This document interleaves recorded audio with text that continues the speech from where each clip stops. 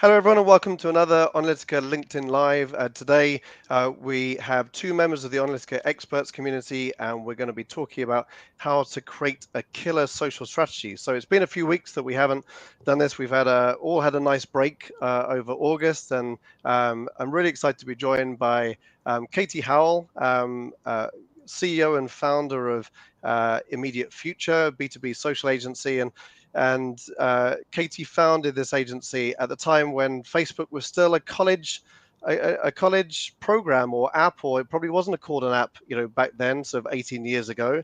So it's got a wealth of experience there. And Nada Alkutbi, Geo social media lead for IBM, has been working for IBM's social media team for the last 10 years. So I think it's fair to say we've got a ton of experience in teams. So really looking forward to this conversation. So a very warm welcome to you, Katy and Nada. Thank you. It's great to be here. And I wanted to kick off by asking both of you what you're most passionate about in social media. So maybe Nada, I could start with you. Yeah, absolutely. And thank you so much for having me. I always learn a lot from these discussions. So I'm passionate about all things social media, but I think if I had to choose kind of specific areas, I would say influencer marketing, and in particular, employer advocacy. So I'm really passionate and kind of find it really rewarding when I'm coaching IBMers and supporting our SMEs and execs and helping them build their personal brand and build their personal eminence, and kind of seeing the results there that they're driving, but also then comparing those results to our own social performance and content. Amazing. Influencer marketing, employee advocacy were two topics very close to all of our hearts. How about you, Katy? I mean, social media is so all-encompassing. You've been there, seen all the kind of evolution. What do you get most of a kick out of in social media, and what are you most passionate about? So without sounding trite, I think the most satisfying part of my job is when social media delivers business value, because it usually means at that point your strategy is aligned to your execution, which means that it's actually moving in the right direction. And I think if you add to that my slight insanity around wanting to look at insights and data and work out what's working and what isn't working in a world where we work in a media environment that is constantly changing, I think that bit when you get to the point where there's business impact is just incredibly rewarding. Yeah, and I suppose what everyone used to say about social media, or maybe still does, is that what's the ROI of social media? It used to be the question on everyone's lips. I think 2005 to 2008. Now people are understanding it's intrinsic, but often people are still under so much pressure to prove the business results. So I guess if you got that full 360 social media strategy, which is delivering on business outcomes, that's what we all want to achieve, and hopefully we'll start unpicking how we can do that on this LinkedIn Live. I should say, please ask any questions in the comments. Please ask your most difficult questions. These are two of the very best who will be able to, we can keep them on their toes here. So please do tell us where you're tuning in from and ask any comments that I'll put to Katy and Nada. So what I'm really interested in asking, just to kind of set the scene a bit, is how you think social media has evolved, especially over the past 5 years. Let's not just talk about the pandemic, but how do you think, Nada, when you look at IBM, how do you think the role of social media has changed since around about 2017? Yeah, I think it has evolved massively and changed. And to your point, due to the pandemic, or accelerated because of the pandemic of the last couple of years, when everything turned exclusively digital and social. But also, I just think the growth has just been huge. And I think with the way we're using socials, isn't just about kind of communicating with people and building relationships and staying in touch. We use social, to find out the latest news, to learn about new brands, products, solutions, to be entertained. And so we're spending a lot more time on social media than we did before. I think on TikTok, I read on average, people aged 10 to 25 spend about 5.5 hours a day just on TikTok. But I know on average across the board, it's 2.5 hours. So we're spending a lot of time on social. It's evolved. I think for me as well, when I started working in social, things have changed a lot. So I started the social role alongside doing digital, and so it was a little bit of a kind of nice to have, a bit of an add-on. We didn't really have an established kind of team or established process and discipline in place like we do now.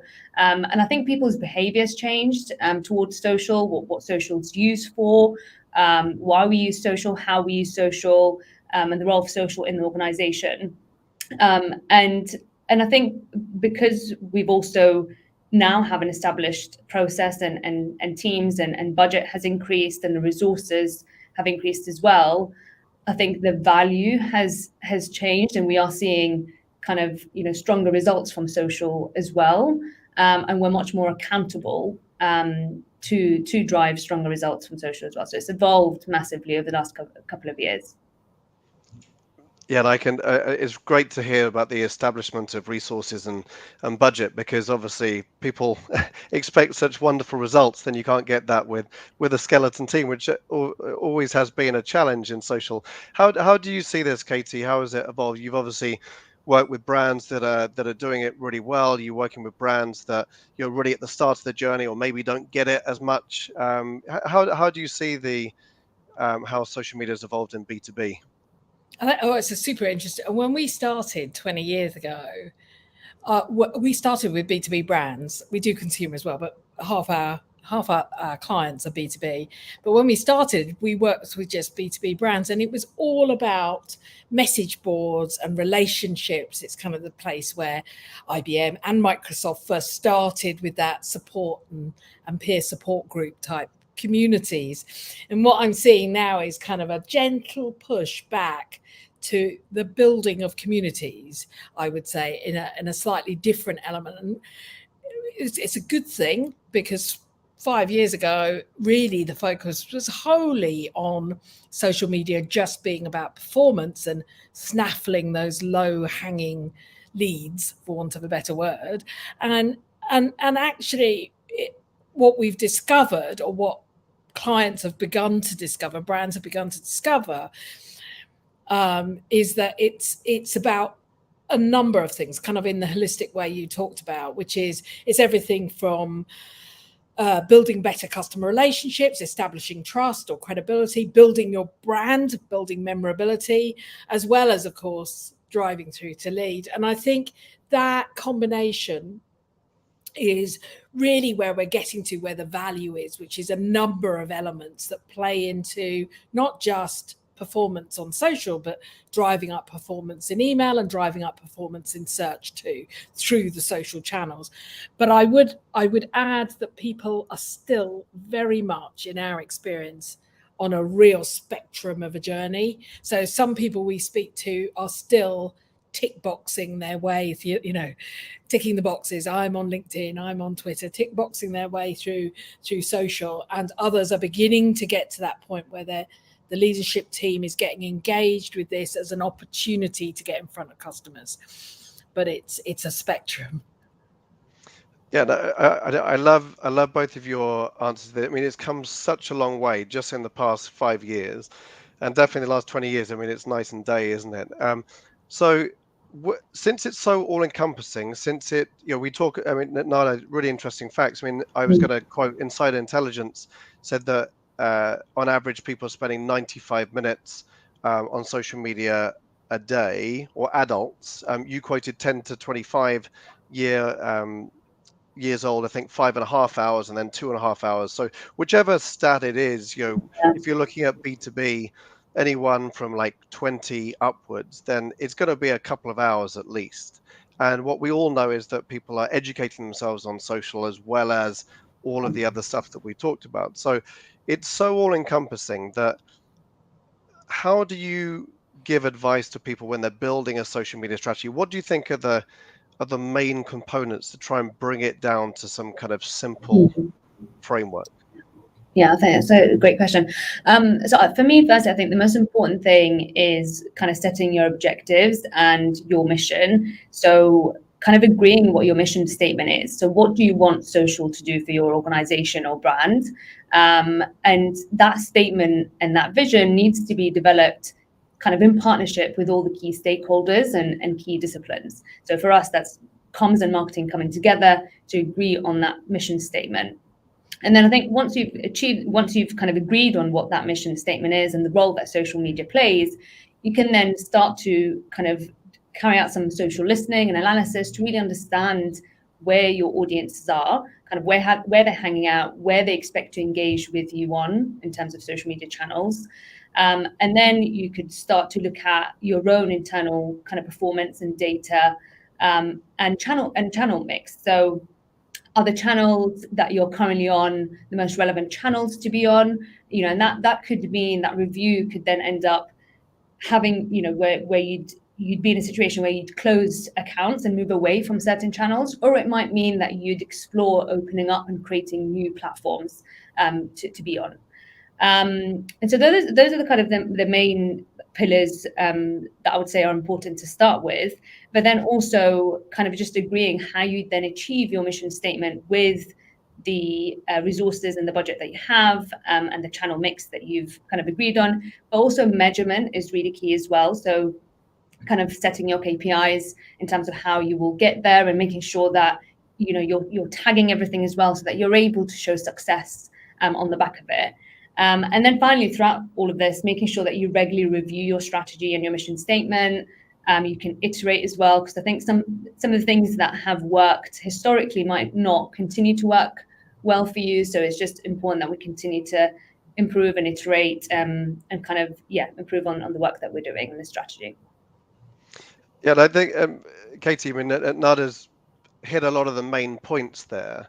I was just thinking, my mind flashed back to when you're in a sort of a vendor agency conversation, when you know you could sell a client a microsite for 20 grand or 25 grand, but it was the wrong strategy. I think that was maybe sort of 10 years ago. And like, there was just, you know, agency chat in the industry about that. And, you know, how do you come in and, I mean, how do you come in as an agency leader and audit someone's social strategy and try to help them out, like beyond what Nada said? I mean, you know, it's obviously that you'll meet some brands that have got most of it right, some which are starting from the very beginning, some which have got it wrong. You need to unpick it. Like, what do you look for when you're assessing people's strategy? I think that's a fabulous question, because I think certainly at Media Vision we're a bit bullish if we see, you know, what we consider to be behaviour that's likely to lead to failure. We'll say so, partly because we've got grown-up experts here, so we kind of don't mind saying it in a polite way. But actually it's a really interesting point, because I agree with everything Nada said, but I suspect we come at it from a slightly different view, given that I'm probably more on the marketing and advertising side. And that is that we start with audiences. We use tools like Global Web Index and Brandwatch to define social behaviours. I'll give you an example. Last week, I was running a workshop for a tech brand where we're showing them that their specific tech buying audience is actually playing on Facebook. And this morning, Facebook and Instagram, and they were like, oh, not LinkedIn. And I said, well, you know, that's just where they're spending the most amount of time consuming this media. Yes, they're on LinkedIn, but they're not there every day. And so we look at audiences because, I mean, this morning, Facebook came out with some news that you can now select audiences by buying habits, B2B buying habits, and just showing that globally there are 2.6 billion people in B2B buying mode on the Meta channels. So it's about starting with your audience. And then what we do is we take that mission statement that Nadia talked about and flip it into where the audiences are, so that we can define where the opportunities are in social, because social is not the answer to everything. As much as I'd like it to be, it's not this wonderful silver bullet. So we then flip that back in and go, here are the opportunities, here are the things we can do fast, here are the things that are going to take time. And then we develop a channel strategy, because it's all very well and good saying your audience is going to be on Facebook, but the strategy that sits behind it might be very different from that on LinkedIn. So their behaviors, audience behaviors, will be different per channel. You know, probably think of two extremes, LinkedIn and TikTok. You can see the differences. So a channel strategy, but there's one really crucial part from our perspective, which is going back to audiences and our or brands' knowledge of their customers to get into why it matters to that audience member, what matters to them, what is going to be relevant to them, and why does your product or service matter to them? When does it matter to them? How does it matter to them? What place will they be in? What's their pain point, or what's the scenario that they'll be in when they're triggered to think about buying your services or products? And that really matters because you have so little time to grab attention on social media that your strategy has to hang on the hooks that will get the attention first. Then you can throw in the messaging, so you can get the message heartbeat for memorability and frequency in, and then you're able to build out your bold content that's going to get attention. But if you don't do that process, you're in danger of being irrelevant, or you're in danger of not resonating because this isn't how your customer is buying, or more importantly, you show a lack of understanding. You're kind of broken in the middle. And I feel that sometimes when it comes to social media, we have a habit of kind of rushing to the format and the creative end really quickly without doing these steps first. And whenever I've seen this done, it's much, much more risky and much more challenging to deliver success. And I imagine it's not what everyone stops to do unless they're pushed by someone outside the organization, or maybe someone, who wants some change internally. But I think we all know that you can get, when we're working in organizations, it's quite hard to change things unless someone from the outside in says, hey, let's look at everything that's going on. So we talked a lot about the components. I think both of you agree with, sort of 90, 95, 99% of what each other is saying, and saying the same things, which is great to hear.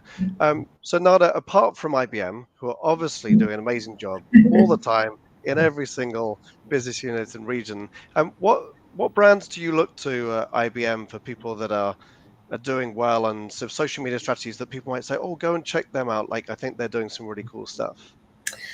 So I think if I had to choose another B2B brand that I personally think are doing a great job in social, I would say Slack, and for a number of reasons. So Slack are really great at CX. So they really kind of invest time in making sure that they respond to people's queries, comments, DMs, and in a kind of really informal, conversational, human way. So I really like that about kind of their CX. But then they also really try different formats in terms of content.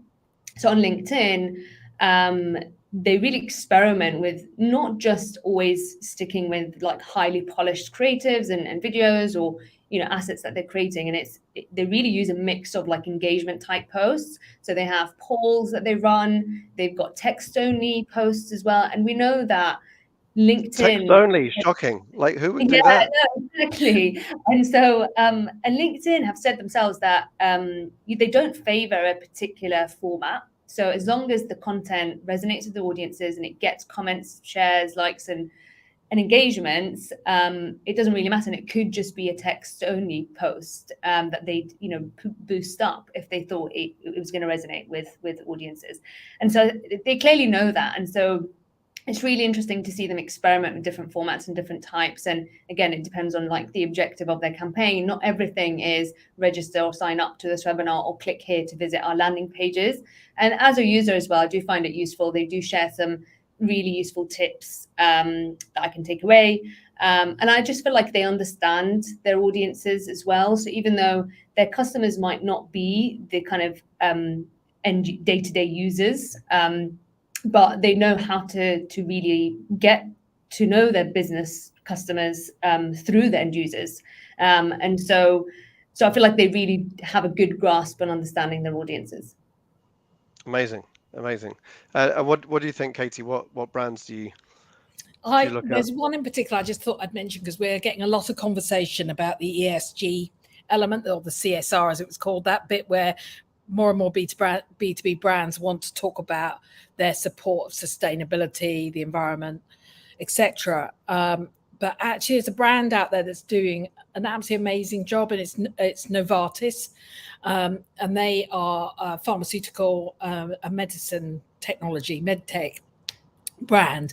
But have a look at their Instagram profile, which is just fantastic, because what they've done is found that place between what they do, which is, produce medicines and therapies to help people, and the end patient. But the bit in between is this element of talking about the challenges. Like, they've got elements on there of people talking about going back to work, having recovered from cancer or still with cancer, how they get involved in the next wave of antivirals, etc. But it's all done in a really clever way, and their D&I on their site is second to none. And you don't often see this, the diversity that is threaded through what is actually quite a very traditional approach brand. Pharmaceuticals, medical, tends to have a very traditional focus, but it is really worth having a look at, because this is a B2B brand doing the sustainability, the right thing, the business for good really well. I think that's an amazing example, because pharmacovigilance and all that kind of regulation around pharmaceutical companies, they would probably be the last type of brands you would expect to do something a bit more forward thinking, which is, I guess the reason why you picked it. But I've worked with some pharmaceutical brands where they can't do anything online or social media, or they're really scared of anyone mentioning anything. Otherwise, they need to write all these adverse events, and it takes someone thousands of hours to actually document what's been said, and it's a real problem that they're afraid of. So it's really cool to see them emerging like that. And Nada, I love what you said about customer experience, because that's obviously at the heart of social. And I actually was part of there was some Ipsos research that came out the other day, and I was at Henley Business School listening to it, and they were talking about the sense of belonging that customers have, and how social can really drive that, and how that really is a key component of a social media strategy. So I thought that was a really cool angle on that as well. Nada, with IBM, there's obviously so many different regions and business units, and there's obviously a global social media central team, but you've got hundreds of thousands of people that work for IBM. When you talk about KPIs and defining success, how do you do that in a way that you can attribute it to what you're doing, and also be consistent with the rest of the business, or don't you have to be? It would be great to understand how, bless you, Katy, how you come up with a strategy when you're obviously just a small part of a much bigger ship. Yeah, absolutely. So I feel like with measurement and setting KPIs, like it really depends on the objective of the campaign. So obviously we'll work on different campaigns, and some campaigns the objective might be to raise awareness, and it might be more about market relevance. In other campaigns, it might be to drive traffic to our landing pages, or even to drive like client registrations for our events. And so I think it really depends. The measurement and the KPIs are set based on the objective of the campaign and the purpose of the campaign. But I think what we usually say in IBM is the role of social and everything we do helps you build the brand and grow the business. And so building the brand, that's looking at like upper funnel metrics and KPIs, like on platform engagements, for example, which is a good indication that your content is resonating with your audiences. And then growing the business is sort of lower funnel, and that's looking at traffic, engaged traffic to your landing pages, or engagement rate on the page, or even registrations, responses, opportunities from social. So it's more kind of conversion. So those are the kind of main KPIs that we'd look at, but it really depends on the purpose of the campaign and kind of the specific goal that you're trying to achieve there set the KPIs. Yeah, no, that makes sense. So it's much more campaign focused rather than overall brand, because you just can't measure that overall brand, and the attribution is different. So it's much more specific to how many campaigns you're doing rather than over a quarter, is it? I think what's important is to measure those KPIs and then to compare your improvement. So whether that's month on month or quarter on quarter, or it could be year on year. So I think it's because if I just present a number or a KPI, the first question I'd get from my leadership team would be like, is that good or bad? How does that compare to the US Open campaign from last year, for example? And so I think we've got to compare it to a benchmark, whether it's kind of comparing it to how our content performed last year and showing that we've had an incremental improvement year on year, or whether there's an average that we'd look at across our geos, across the markets. So there's different ways to kind of look at benchmarks. I think we are looking at ways to try and get one KPI that can say we've increased, market relevance, which can be difficult to achieve. But I think, I know the analytics team have spent some time this year looking at that. Great, and it's often such a hard question to answer. I mean, Katy, when there's someone who's not a social media practitioner that is looking for value, and you're building social media engagement, like how do you talk to really senior execs to talk about the value of social when it might be a longer game and there's not 2,000 leads, for example, to be talked about as part of a campaign? I think it's what we do is show them a framework which helps them see how everything progresses from one to the next. We call it our vanity to sanity framework, but it actually is a master metrics kind of framework that starts with the metrics that help understand how your content is performing, like engagement, but also then the content that's showing action, such as driving traffic to a website or sign up to a webinar, through to the bits that make a difference, whether that's revenue, reputation, brand, memorability. And we're working with one client, for instance, who is looking at brand memorability, in the old fashioned, those of us who have been in marketing a long time, brand equity or brand recall, those things which matter just as much, because right now, for many B2B brands, people are not in purchase mode this second. They need to remember your brand when they're in purchase mode. And that element is the bit that's really important through social, is it the frequency you can use social allows you to keep reminding people. And if you get your marketing and advertising correct, what you'll do is you'll begin to associate buying conditions and your frequency with it. Now, when I have conversations with senior leaders, I will talk about how they can set up attribution modeling, how that they can look at correlations to show the delivery of results. And a bit like Nada, we often have to do a couple of proof of concept campaigns to show where the learning, once we show that we can move things forward, then it releases more energy from the leadership teams into doing this. But it is a challenge. I mean, we have taken some of our clients on journeys, one of which is, for instance, extending into 8 years now, where we're slowly getting that leadership team bought into the idea that this is a short and a long-term play. Yeah, I think it's been always a challenge, isn't it? I mean, you hear about social media professionals being one person in the room of lots of people who are not on social media, and just needing a drink afterwards, quite frankly. Just knowing that you're speaking to a brick wall. Times have changed now, which is amazing to actually see. We talked a bit earlier on about how to kind of stop the scroll, with all the content around there, and for people to be able to pause and to read the content. I know Stephen Hunton talks a lot about this, Nada at IBM. Do you have some kind of rules of thumb or principles of is the content good enough just before you push it out?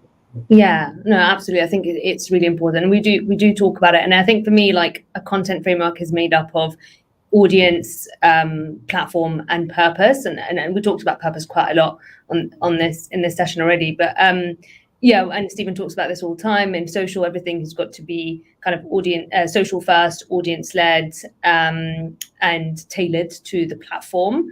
But having said that, I think it is really difficult to create content that is thumb stopping and that kind of grabs people's attention in less than half a second.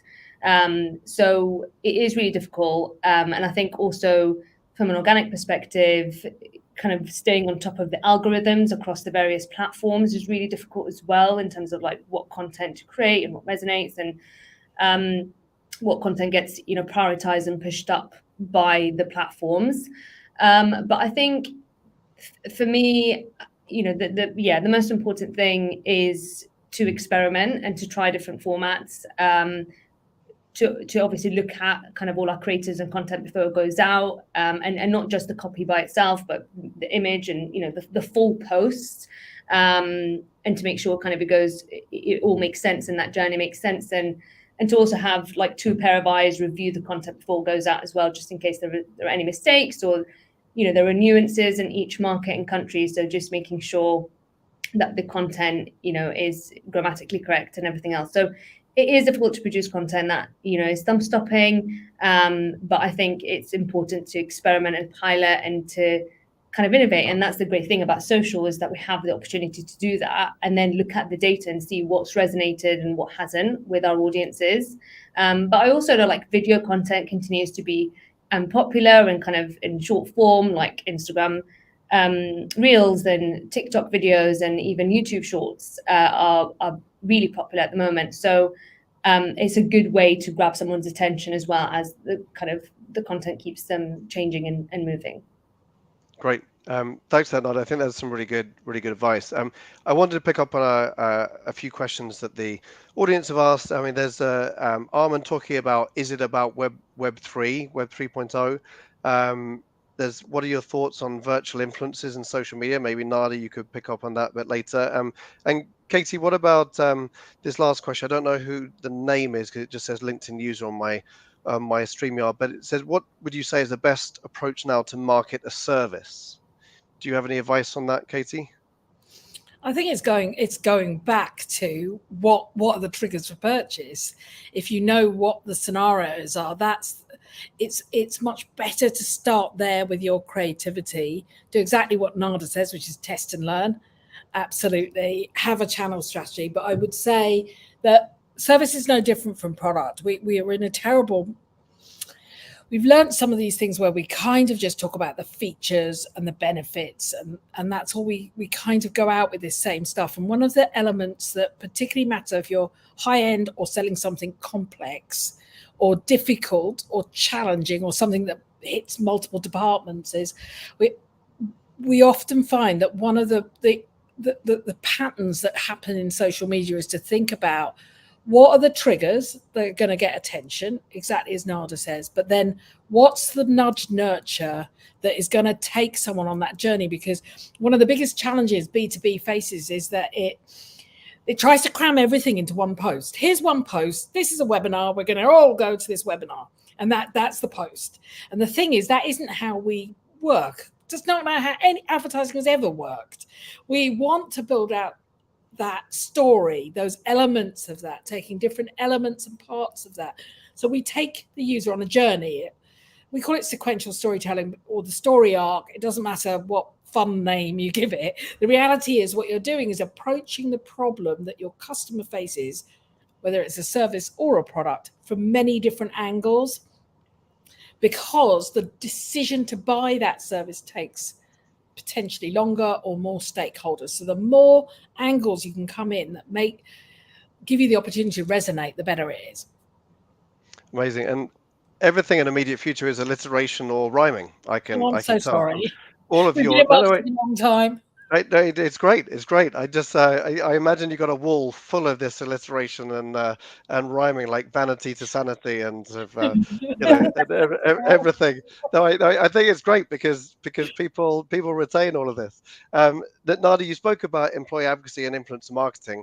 Obviously, they're key components of social media strategy now in B2B. What do you think those programs give your social strategy that you wouldn't have without them? Yeah, so I think influencer marketing and employee advocacy, is a huge part of kind of our overall social strategy, and it should be for any brand and any organization. And I think the value that we get is that influencers and through working with our advocates, we're able to reach a wider audience that perhaps we wouldn't be able to reach ourselves through our branded accounts and channels. And so we've got some really good examples where we've seen kind of better results really driven through the work that we're doing, co-creating content with external influencers and also our kind of execs and employer advocates for some of our biggest signature moments like Wimbledon and Think, our signature event of the year. So the value is there. They help us reach audiences we can't reach ourselves. It can be a cost-effective way of also creating content because a lot of times we're partnering with content creators and they're creating authentic content that really resonates with kind of audiences and people that we're trying to reach. So for me, it's like the reach is obviously added benefit, but then it's the content creation and the thought leadership, which we get, and we've seen some really strong results from our employer advocacy and external influence campaigns. Great. And I think what a lot of people don't appreciate is what you talked about, the cost-effective nature and the scale, because social media teams are not, people don't have 50 people in the team. They tend to be quite small teams in the respective regions and companies, don't they? And so enabling content creation at scale is one which I really liked that you picked up on that.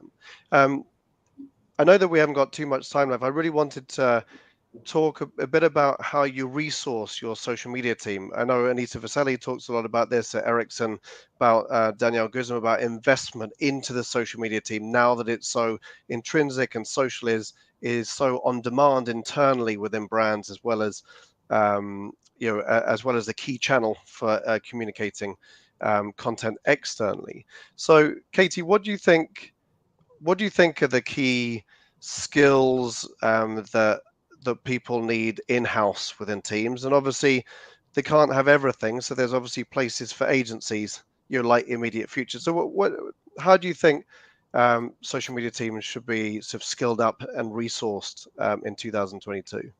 I mean, I think it's really interesting because it really varies.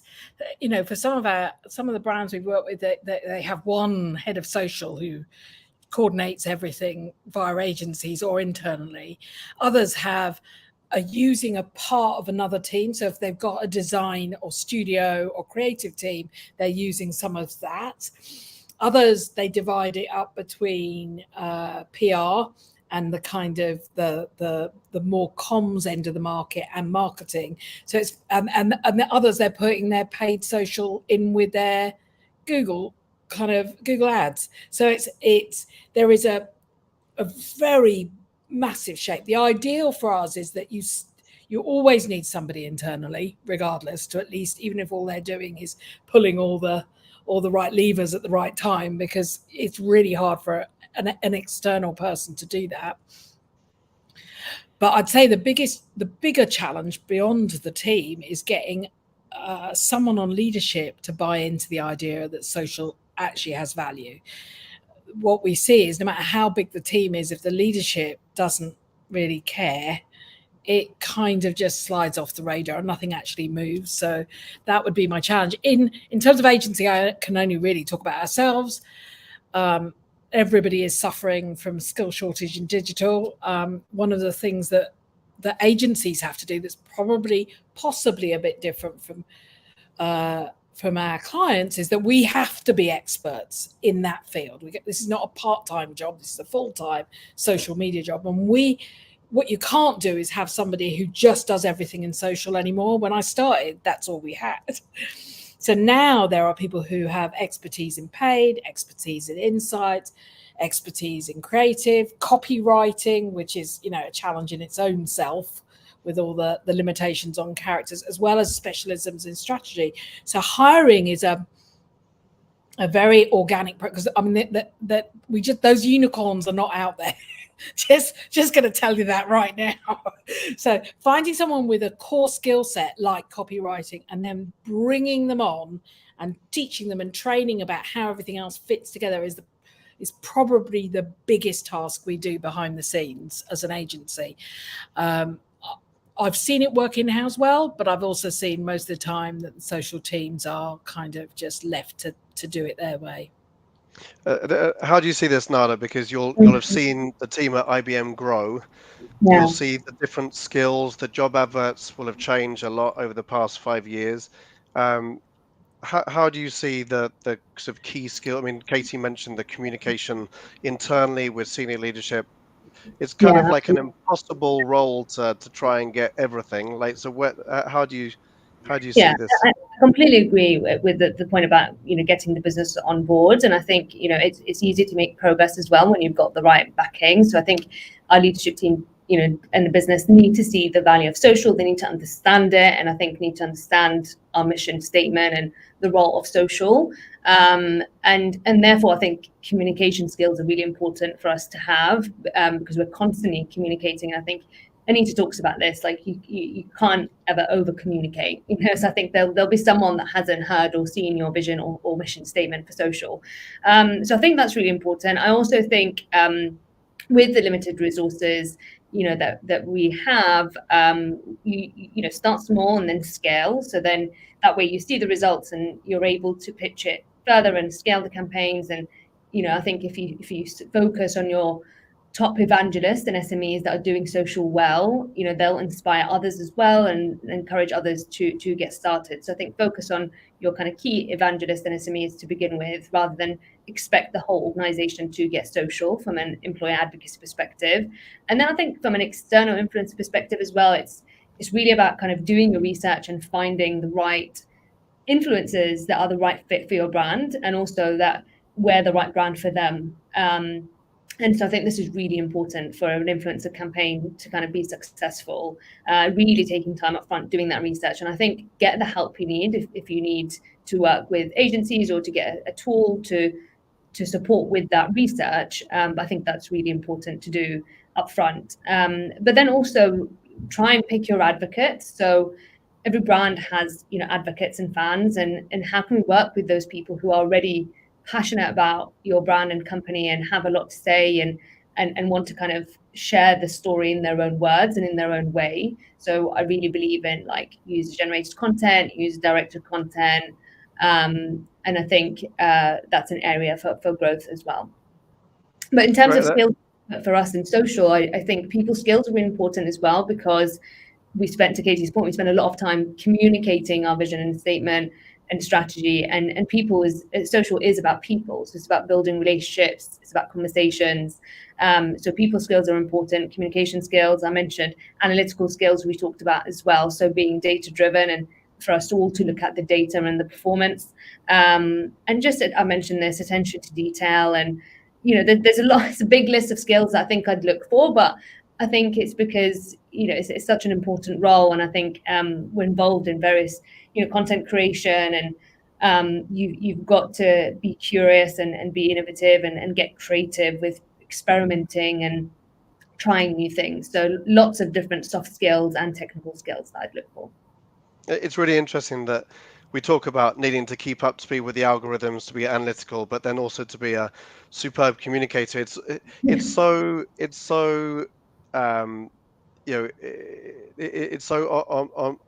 omnipotent social media strategies that you have to be you have to be good at so many different areas, which is, I think, a really big challenge. I wanted to end, because I really enjoyed this discussion, but I have to wrap it up soon. I wanted to end looking into the future. Armand talked about Web 3.0. As we, even though it's been a really hot summer, it definitely has. It definitely has in England. We shouldn't necessarily look to Christmas and next year just yet, but it isn't too far away. So people are going to be writing their budgets in about kind of like 10 or 11 weeks, for 2023. What do you think is the area for investment in social media for 2023? Maybe come to you first, Katy. I'm going to be controversial because everybody wants to talk about Web3 and they want to talk about metaverse and AR and everything else. But actually, for B2B brands, for much of it, the investment needs to be in creating great content. I mean, like just follow IBM. It's just, great, solid, meaningful content that has value, not just another, here's a webinar, here's a thing, but actually really good quality content. If that happened, it would make, first of all, it would make LinkedIn sing, which would be lovely because it would look nice and we'd have interesting things to talk about. But there is so much value in sharing knowledge, sharing expertise, being thought leaders, having an opinion, all of these things. That investment is much better spent there, getting the quality over the quantity would be where I think the focus should be. I'd love to say we should go and do something fun and mad and everything else, but actually I don't think as an industry B2B is quite there yet. And Nada, I imagine you would agree with Katy, but there's also, I imagine, pressure internally about, what is this next thing? Like, how much money you're investing into TikTok, video creation or things like that. Are there discussions at the moment, or what are your thoughts on where you would look for investment?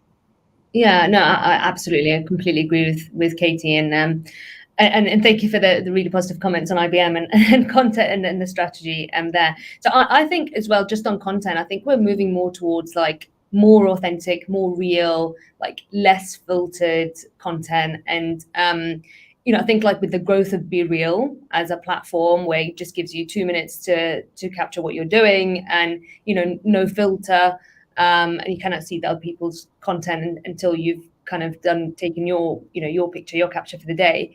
I think that just shows that we are moving more towards that. And so I think people want to engage with brands and people who are like them or who they can relate to. And so I think, moving kind of away from like the highly polished formal content to kind of just less formal, more conversation, more authentic. I also think like just user directed content, user generated content, the huge opportunities there. And we talked about that today. Video, I think, isn't going away as well. So obviously with the rise of TikTok and Instagram Reel and YouTube Shorts, I think we'll see more video content, like shorter, again, less formal content being created. And for us, we're absolutely experimenting on TikTok. So follow us on TikTok. We've got 20,000 followers, and thinking of ways to create content that is relevant for each platform that we're on. So hopefully we'll get to do more on there. And then also like audio. So I heard through Twitter Spaces as well, Twitter's exploring audio as well. So I think there's potential there. Amazing. Well, I think that's a really good place to stop. There's all the social channels, evolving their algorithms, creating new ways to create content, and what's for sure is we need to create quality content. So that's come through very loud and strong from both of you. So thank you so much, Katy. Thank you so much, Nada. It's been a pleasure to speak to you. And Onalytica will be back in September, probably towards the end of September, with another Onalytica Experts LinkedIn Lives. So follow us on #Onalytica Experts. Thank you again, and see you all very, very soon. Thank you. Thank you.